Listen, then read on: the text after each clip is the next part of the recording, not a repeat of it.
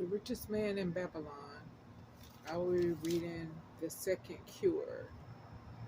Control thy expenditures.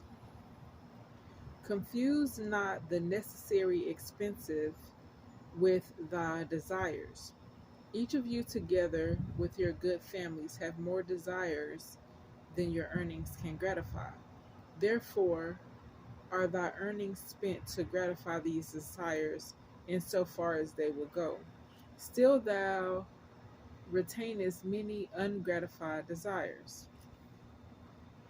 All men are burdened with more desires than they can gratify. Because of my wealth, thinkest thou I am gratify every desire? 'Tis a false idea. There are limits to my time, there are limits to my strength, there are limits to the distance I can travel, there are limits to what I can eat, there are limits to the zest with which I may enjoy.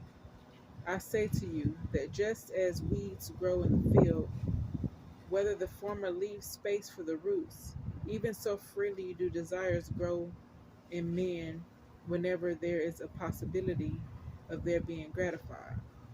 Thy desires are a multitude, and those that thou mayest gratify are but few.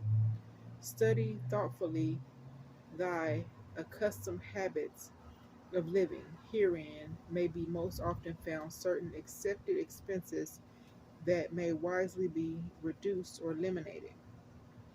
Let thy motto be 100% of appreciated value demanded for each coin spent.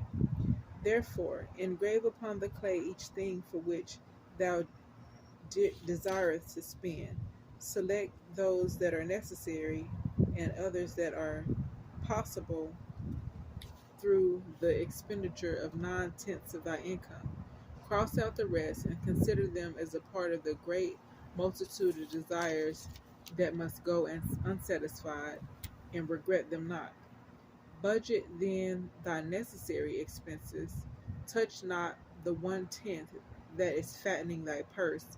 Let this be thy great desire that is being fulfilled. Keep working with thy budget, keep adjusting it to help thee.